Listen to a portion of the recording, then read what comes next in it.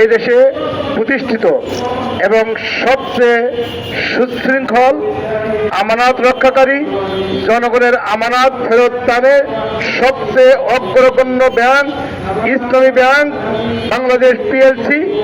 এই ব্যাংকে কোটি কোটি গ্রাহকের আমানত রক্ষার দায়িত্ব এদেশের সরকারের এই দায়িত্ব পালনের জন্য আলেম ওলামা পীর মাশায়েখ মার্কাজ দরবার ছেড়ে রাজপথে আসতে বাধ্য হয়েছে।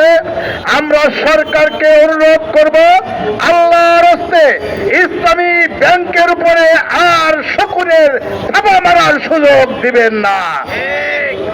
আমাদের গ্রাহকদের, আমাদের গরিব দুঃখী জনগণের কোটি কোটি আমানতকারীর আমানত রক্ষার সাথে ওলামায়ে কেরাম দ্বীনি চেতনা নিয়ে, নৈতিকতা এবং ইমানি জিম্মাদারি নিয়ে মাঠে এসেছে। কঠিন কালেও ইমানদারিত্বের সহিত আমানত রক্ষার জন্য আমরা শেষ পর্যন্ত কাজ করে দেবো ইনশাআল্লাহ। সরকার আসে, সরকার যায়, ইসলাম নিয়ে, ইসলামী বিধান নিয়ে, ইসলামী ব্যাংক নিয়ে চক্রান্ত করে কেউ দেখতে পারবে না ইনশাআল্লাহ।